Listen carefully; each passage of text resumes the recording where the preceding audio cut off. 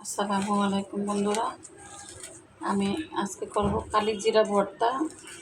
কালি জিরাটা ভেজে আগে করে নিয়েছি, গুঁড়ো করে নিয়েছি। এখন আমি এই যে পেঁয়াজ রসুন এগুলো ভেজে নিয়েছি, এই যে শুকনো মরিচ আর লবণ অল্প করে সরিষার তেল দিয়ে এগুলো মাখিয়ে নিচ্ছি।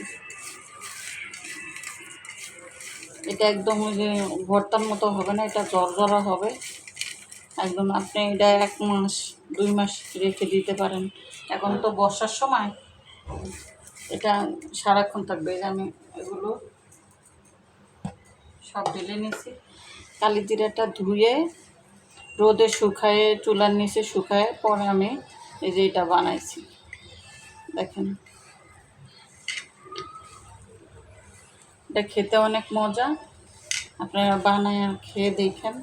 ভিডিওটা ভালো লাগলে লাইক দিন, কমেন্ট করেন, শেয়ার করেন। ভর্তাটা ভালো লাগলে আপনারাও টেস্ট করে দেখুন। এই যে হয়ে গেছে আমার ভর্তা।